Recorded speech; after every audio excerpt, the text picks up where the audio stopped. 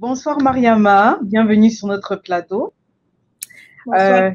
Je te remercie d'avoir accepté de participer à notre échange, toujours dans le cadre de la journée des droits de la femme. L'objet, c'est vraiment en fait d'apprendre à te connaître, savoir un peu plus sur Women of Impact Organization et également d'avoir un peu ta position sur l'évolution de la lutte, la place de la femme dans la société. Donc, je vais commencer par laisser te présenter, nous dire un peu quelques mots sur qui est Mariama, qu'est-ce que Mariama fait, c'est quoi son parcours académique, professionnel, etc.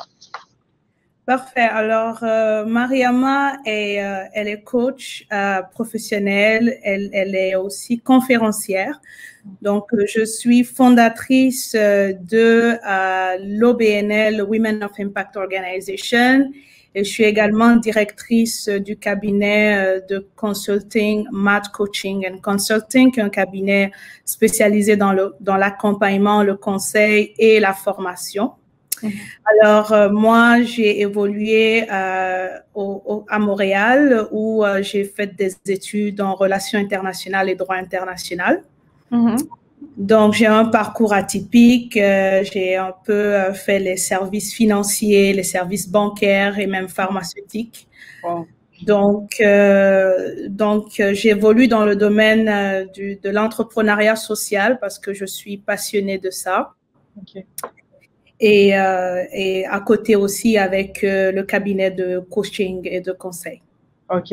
Et qu'est-ce qui t'a fait passer du pharmaceutique au coaching? Je dirais vraiment que ça a été un appel, un coup de cœur. J'ai été dans des périodes de ma vie où j'étais à la recherche de mon pourquoi, la raison pour laquelle je suis sur Terre et ma mission véritable. Et je suis de ceux qui croient que nous avons tous une mission divine, nous avons tous une mission sur Terre. Nous avons plusieurs missions d'ailleurs qui se divisent en différentes étapes de nos vies. Et dans cette période présente, vraiment, je suis impliquée dans le coaching parce que je suis passionnée des relations humaines. J'aime aider les gens, j'aime écouter les gens, j'aime accompagner les gens vers un objectif. Et donc, c'est durant la période d'exploration, d'exploration, je veux dire, de recherche de mon identité, de recherche de ma véritable mission que j'ai découverte le coaching et je suis tombée tout de suite en amour avec. Et donc, ça, c'est un point très important. La recherche de la mission de son identité, c'est quelque chose qui revient souvent et je pense que c'est quelque chose à ne pas négliger parce que, comme tu le mentionnes, tout le monde en fait a une mission sur Terre et si on ne sait pas exactement pourquoi on est sur Terre, je pense qu'on peut passer à travers de plein de choses. On peut passer plusieurs années à faire des choses qui ne nous sont pas nécessairement dédiées, puis on peut rester le restant de notre vie malheureux en fait parce que on n'est pas fait pour quelque chose, on n'est peut-être pas à la bonne place en fait. Donc ça, c'est vraiment quelque chose qui est revenu dans les entretiens qu'on a eus et c'est vraiment un point pertinent que tu apportes. Ce qui m'emmène à te demander, étant donné que toi, tu as été justement en quête de ta mission, si je te demande comment le processus s'est fait, comment tu as fait pour trouver ta mission, est-ce que tu peux donner un peu plus de détails? Pour trouver sa mission, c'est tout simple. Il faut aller chercher ceux qui parlent à ton cœur. Il faut aller à la recherche de tes talents naturels, à la recherche de tes dons, aussi des choses qui te passionnent, parce que je crois que en fait, pour découvrir sa mission, il faut vraiment être intentionnel. Ça prend du temps parce que ça prend de prendre du temps pour soi. Et d'aller chercher à l'intérieur, qu'est-ce que tu as toujours voulu, qu'est-ce que tu as toujours aimé depuis très jeune, quelles sont les causes que tu vois que tu as envie de défendre, quelles sont les causes où tu as envie de contribuer en fait. Donc, chacun de nous avons une mission, mais il faut aller chercher à l'intérieur de soi et ça prend du temps, ça prend d'aller vers des experts aussi. Comme moi, je suis allée à la recherche des coachs, des personnes aussi qui m'ont accompagnée dans le processus pour pouvoir aller découvrir ce potentiel inné, ce potentiel caché. Donc, c'est vraiment en plein ça. Il faut aller chercher ça vraiment à l'intérieur de toi. Et quelles sont, en fait, les choses qui te font mal, en fait, dans la société? Est-ce que tu es plutôt quelqu'un qui n'aime pas l'obésité, tu es contre l'obésité? Donc, c'est sûr que les personnes qui détestent l'injustice, par exemple, moi, je déteste l'injustice sociale et tout. Mm-hmm. Donc, pour moi, il y a des causes que je porte dans mon cœur. Mais pour toi, ça peut être différent. Toi, peut-être, ça peut être que tu aimes le sport et donc, tu détestes les personnes qui mangent mal ou qui prennent pas soin de leur corps. Ça peut être une mission pour toi d'aider les gens à mieux manger, à prendre soin de leur corps, à prendre soin de leur santé. Ça peut être aussi une mission. Exactement. On est tous différents, donc on a tous des aspirations différentes. Donc, ça revient, comme tu disais, à passer du temps avec soi-même, puis ne pas hésiter surtout à aller chercher de l'aide, en fait, parce que quelquefois, on a tendance à vouloir tout résoudre soi-même sans nécessairement demander de l'aide, alors que quelquefois, l'aide peut aussi venir de l'extérieur. Ça peut être un complément à notre recherche dans notre propre mission. Tantôt, donc, on a abordé brièvement ton organisation, Women of Impact Organization. Est-ce que tu peux donner un peu plus de détails? C'est quoi que vous faites concrètement? En fait, Women of Impact Organization est une académie de leadership qui est dédiée à équiper les femmes, accompagner et développer leurs compétences, renforcer les capacités des filles et des femmes afin qu'elles puissent vraiment être des références dans leur communauté, dans leur environnement.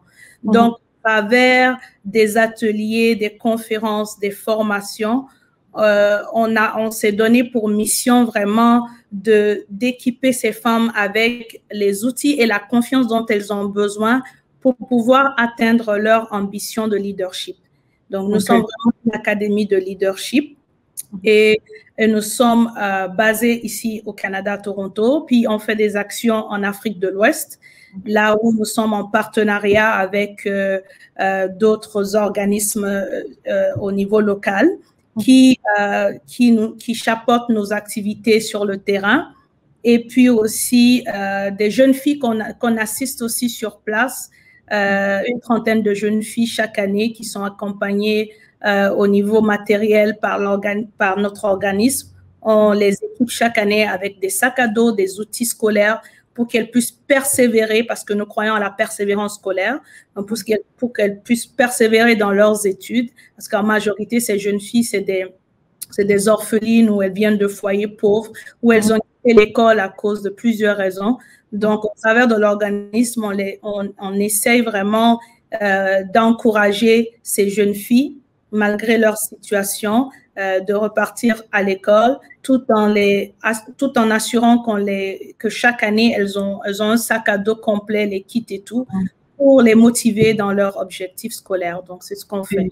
C'est un très beau projet, hein, très, très beau projet. Encore une fois, tout passe par l'éducation, puis c'est un moyen de leur montrer en fait qu'elles ont droit à la scolarisation, droit à l'éducation comme tout le monde, puis ça va leur permettre de pouvoir, c'est ça, cheminer, puis pourquoi pas favoriser leur leadership aussi. Donc, c'est vraiment un très beau projet. Et ça fait depuis combien de temps que ça existe? Nous existons depuis novembre 2016. Ah, quand même. OK. Le 26 novembre 2016. OK, parfait. Puis tantôt, tu parlais des compétences en fait que vous leur transférez, ou du moins que vous voulez développer auprès de ces filles, ces femmes. C'est quoi comme type de compétences, par exemple? Mais renforcer les compétences des femmes à tous les niveaux, en fait, que ce soit dans les finances, que ce soit dans la confiance en soi, que ce soit au niveau du leadership. Nous, notre mission, c'est de promouvoir l'éducation des jeunes filles, le women empowerment, le leadership des femmes, donc, et le droit des femmes. Donc, notre mission, c'est vraiment de pouvoir impacter dans ces domaines. Mais le renforcement de capacité, on le fait à travers des ateliers où on amène des thématiques qu'on traite à chaque ateliers pour renforcer les capacités des femmes. Ça peut être au niveau des finances, la gestion du stress, la gestion des émotions. Ça peut être au niveau de l'informatique, de l'anglais. Donc, dans l'entrepreneuriat aussi. Donc, voilà, c'est en plein ça. Et depuis que vous avez commencé ce projet, au niveau des résultats que vous avez observés, est-ce que vous avez eu des femmes qui se sont finalement lancées, par exemple, en entrepreneuriat? C'est quoi les différents résultats que vous avez obtenus? On a obtenu des résultats puisque par rapport aux jeunes filles qu'on assiste en Afrique, l'année dernière, il y en a eu plusieurs qui ont passé leur brevet avec mention. Wow. Donc, parce qu'elles ne sont pas seulement accompagnées pour les sacs à dos. Notre programme Champion Girl, une fille, un sac, c'est la campagne Une fille, un sac. Mais au-delà de ça, elles sont aussi formées à l'entrepreneuriat, à la teinture et tout. Donc, le centre avec lequel nous collaborons est un centre vraiment qui s'occupe bien de ces jeunes filles. Et donc, il y a des résultats. Il y a des résultats tangibles et tout. Et souvent aussi, durant nos conférences aussi, on a eu des personnes qui sont revenues pour dire « Ah, ça m'a fait plaisir d'assister à votre conférence parce que maintenant, là, j'ai le courage de me lancer. J'ai envie de me lancer dans mes projets. » Et puis, il y en a qui ont eu le courage de se lancer tout simplement. Donc, Mariama, est-ce que tu peux me dire quels sont les 3 éléments qui favorisent l'empowerment de la femme, s'il te plaît? Les 3 éléments qui définissent pour moi les 3 clés, c'est l'éducation, l'égalité d'emploi et l'entrepreneuriat. Donc, pour moi, d'abord, il faut comprendre que l'empowerment, c'est vraiment se définit comme donner un pouvoir économique aux femmes pour améliorer leur position sociale. Donc, ce qui dit que l'empowerment reconnaît les inégalités sociales et veut promouvoir le pouvoir des personnes. Donc, ce qui dit que cela passe par l'éducation, parce que l'éducation est l'une des clés pour pouvoir émanciper les femmes, parce qu'il y a des millions de femmes et de jeunes filles qui sont aujourd'hui déscolarisées dans le monde et qui n'ont pas accès ni à l'éducation, ni à une éducation de qualité. Donc, l'émancipation par le savoir, tout ce qui est les compétences professionnelles et les compétences intellectuelles pour que ces femmes puissent se libérer de toute forme de domination. L'égalité des chances, puisqu'on voit aujourd'hui que selon les statistiques, il y a aujourd'hui une disparité entre les hommes et les femmes au niveau des postes décisionnels. Il y a 5% de femmes PDG aujourd'hui et une quinzaine de pourcentage de femmes dans les conseils d'administration. Donc, ce qui dit que l'égalité des chances est aussi une clé d'empowerment pour les femmes parce qu'il faut qu'elles aient accès aux mêmes chances, aux mêmes opportunités et aux mêmes salaires. Donc, l'entrepreneuriat aussi, qui est comme une réponse au développement, permet aux femmes d'offrir aussi à leur tour une solution au travers des entreprises qu'elles vont créer et aussi au travers de leur créativité, apporter une solution tangible dans la société. Et aussi, je voulais aussi mentionner que les femmes aujourd'hui, 27% des femmes en Afrique sont des femmes entrepreneurs. Elles créent des entreprises et c'est le taux le plus élevé, le plus important en Afrique. Mais ce sont des femmes qui restent confrontées à des obstacles. Donc, tu vois que il faut les accompagner, il faut les outiller, il faut mettre en place des systèmes pour que ces femmes puissent continuer à contribuer à l'économie, à l'essor de l'économie dans le monde, en Afrique.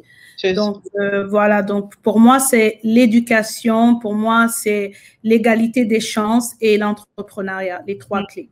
Donc, c'est comme tu disais tantôt, éducation, favoriser des campagnes de sensibilisation pour pouvoir les aider, les outiller suffisamment pour qu'elles puissent accéder à des postes de direction, pour qu'elles puissent retrouver aussi leurs droits, etc.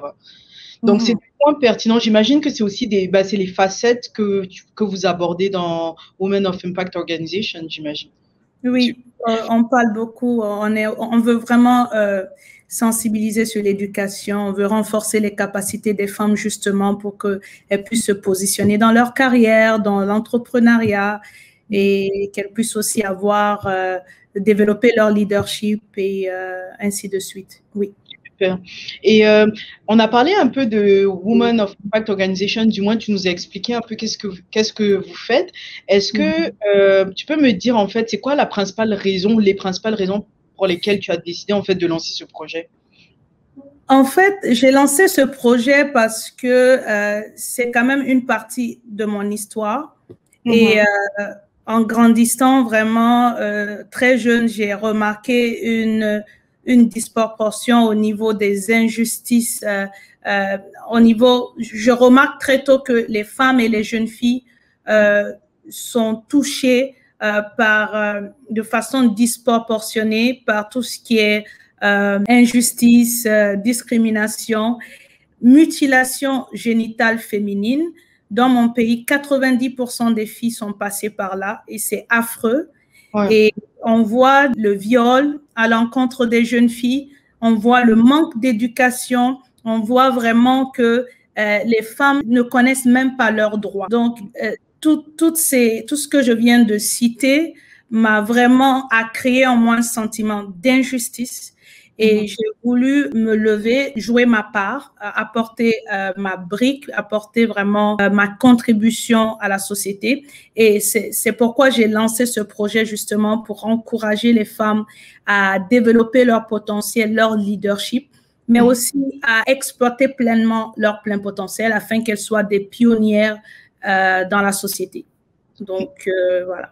Yeah. C'est un très beau projet, Mariama. Je te félicite encore pour ce que tu fais. C'est vraiment très important. Honnêtement, sans l'éducation, sans la connaissance, le savoir, on peut pas avancer. La preuve, comme tu mentionnais tantôt, tout ce qui est mutilation génitale, tout ce qui est viol, etc. C'est tout simplement parce que ces femmes, en fait, elles connaissent pas leurs droits, donc elles ne savent pas qu'est-ce qui est normal, qu'est-ce qui n'est pas normal.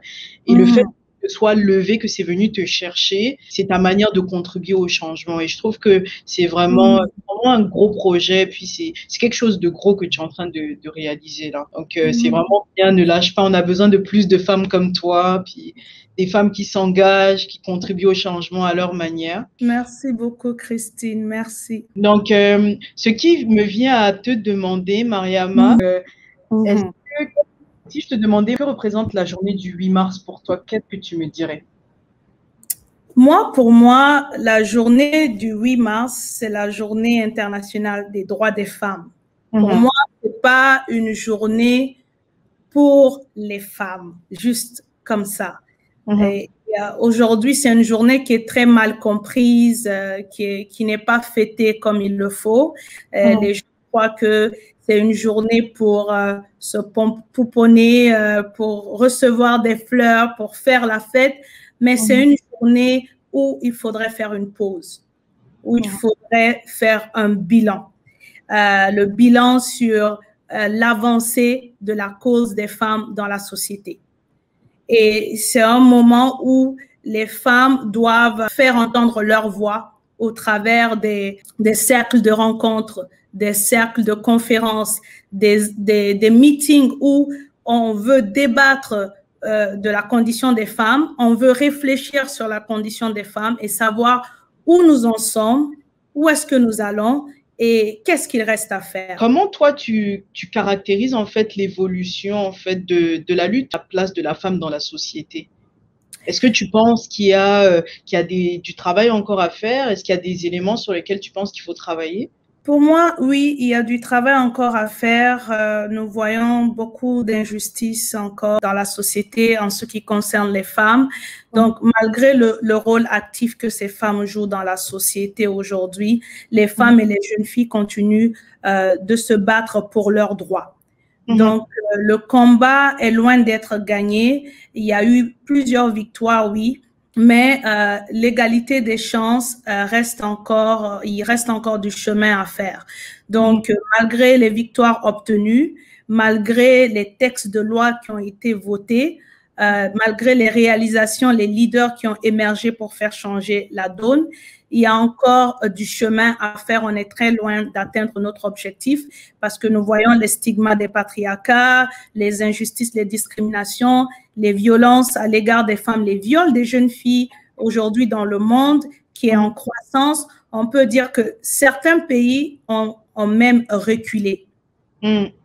Certains pays ont reculé, il y a d'autres encore qui n'arrivent pas vraiment à apporter une solution tangible à ce niveau pour protéger ces femmes. Donc, comme j'ai cité tout à l'heure, les mutilations génitales, les violences, les viols, toutes ces choses sont vraiment, je dirais pas que on évolue en tant que tel. On a avancé, je dirais, un tout petit peu, mais encore du chemin à faire. Il y a beaucoup de choses à faire.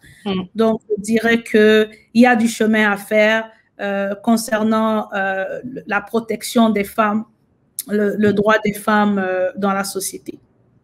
Et ça, comme tu dis, oui, encore, je suis d'accord avec toi quand tu dis qu'il y a encore beaucoup à faire. C'est sûr qu'on avance, le progrès est très lent, mais bon, je pense que si on s'y met si toutes les femmes décident de contribuer justement au changement, chacune à son niveau, je pense que progressivement on va y arriver, mais effectivement il y a encore beaucoup de travail à faire. Ça reste qu'il y a encore beaucoup de femmes qui ne sont pas encore scolarisées, beaucoup de femmes qui ne connaissent pas leurs droits, beaucoup de femmes qui sont encore violées, qui subissent encore des mutilations génitales. Donc, je pense que il y a encore du travail à faire, quoi. Tout à fait. Il y a encore du travail à faire. Donc là, Mariama, juste par curiosité, est-ce que tu as des prochaines conférences, des ateliers que vous allez donner dans le cadre de Women of Impact Organization? Si, admettons, il y en a qui sont intéressés, est-ce que vous avez prévu quelque chose? Oui, on a une conférence sur le leadership le 27 mars. Okay. Donc, j'inviterai les personnes à aller sur Eventbrite et puis de chercher Women of Impact Organization. On aura une conférence, mais ce sera spécifiquement en anglais. Okay. J'espère que beaucoup seront à l'aise avec, mais on aura des conférencières, des femmes d'exception, des femmes qui vont venir partager leur parcours et ce sera vraiment des temps de qualité, des temps d'échange fructueux. Donc, j'inviterai toutes les femmes qui veulent développer leur talent, leur potentiel, à venir écouter ces femmes. Elles vont nous donner des outils, des clés pour se dépasser et être des femmes d'impact. On parlait du travail qui est encore à faire. Justement, on peut déjà commencer à venir assister à cette conférence. Puis, c'est comme ça que les choses vont se débloquer petit à petit. Donc, je pense que c'est un très bel effort qu'on ferait justement en venant assister à ta conférence. Tout à fait. À la fin du live, on va partager en fait ta page Instagram. Puis, on mettra aussi, si c'est possible, d'avoir peut-être le lien où les gens peuvent aller s'inscrire pour la conférence, ta conférence en fait sur le leadership féminin. Oui, je pourrais, oui, tout à fait, je pourrais te communiquer les liens, puis tu pourras aussi ajouter pour inviter les gens à s'inscrire et tout.